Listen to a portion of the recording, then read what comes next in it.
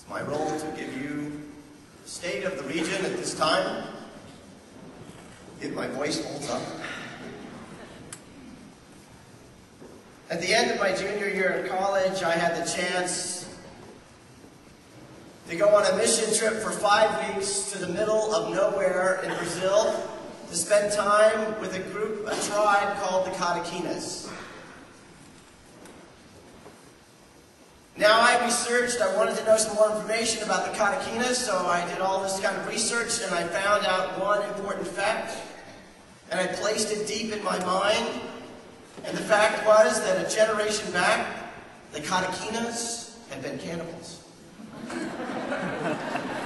With this thought firmly in my head as we landed on that plane, on that dirt airstrip, and I looked out the window and the whole tribe was gathered round the plane. And I opened the door and together in one voice the whole tribe said, "Oh, I eat you." I heard just that, "Oh, I eat you."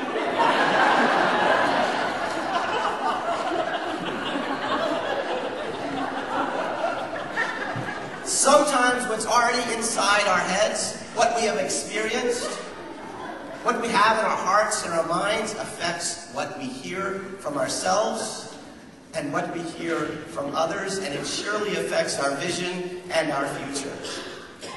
200 years ago, our founders, they heard things in their world too. They heard a world that was divided, and they also heard that too oftentimes it was the church helping with those divisions. They heard and even participated in too many church fights with faithful people who they loved, church fights that resulted in yet more divisions in their world. But they also heard a dream of a new way of being church. As they read Scripture and experienced God in their time, they dreamed simply for a church that would no longer be divided over what was the right doctrine or the right interpretation of Scripture or the right ecclesiology or the right church structure. They heard a dream in which a church where people who call themselves conservatives and people who call themselves liberal could come together and worship. They heard a dream where Republicans and Democrats and independents could actually come together and do ministry.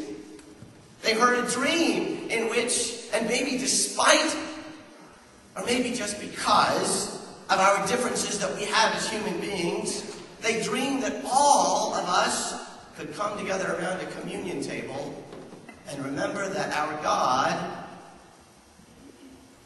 God is the same, particularly when we are not.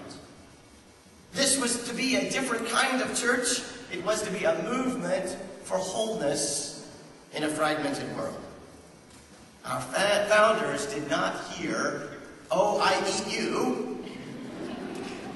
They heard, "Oh, you have finally arrived." That's the real meaning of "Oh, I eat you" in the Cataquina language. "Oh, you have arrived," or "welcome." It would have been nice for somebody to tell me that ahead of time.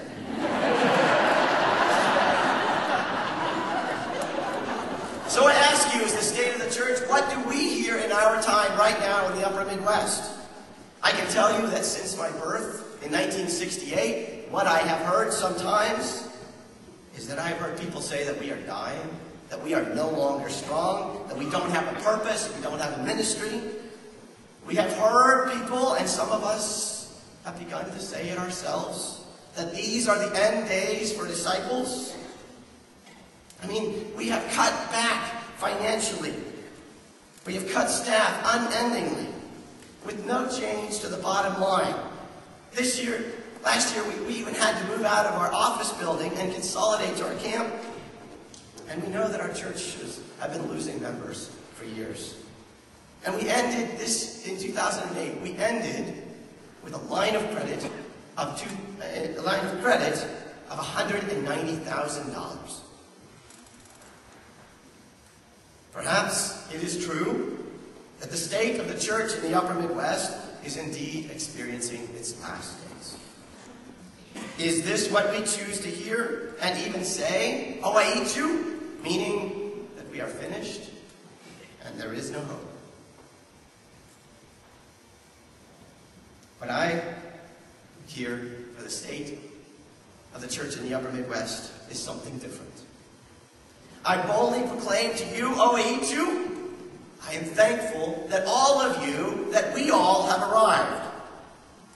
I proclaim to you that these are not our end days, but they are the beginning of something great. Because I believe that God still has need for people like us. And the world that we live in is still just as fragmented, and those voices need to hear us together to promote wholeness in a fragmented world. I believe that right now, in this day, we are beginning to reclaim that different kind of ministry that our founders believed in and first set forth to produce that movement for wholeness in this fragmented world. Now, here's why I believe that. In the last 6 months, as your transitional regional minister, I have heard a regional board willing to make dramatic moves in who we are, not because they were afraid, not because they were feeling it was out of desperation, or not even just to save a little money. I heard them making this decision because they were making it out of a vision and a dream to see where God might lead us. I also heard that even though the economy is down this year, some of you may not have been aware of that, and we as good stewards budgeted to be down 4% in our disciples' mission funding. That's the money that churches give to do our ministry together. We budgeted to be down.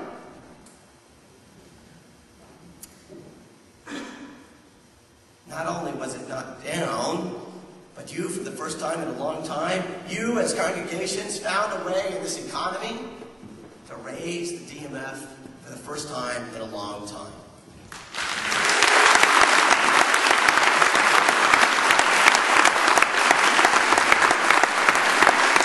Now, I should also tell you, you didn't raise it just by a little bit. You raised it by $30,000 so far this year. Give yourself some. That's not all. That $190,000 debt that I told you we have at the beginning, or at the end of 2008, we've been able this year so far to pay down $60,000 of that debt. That is amazing.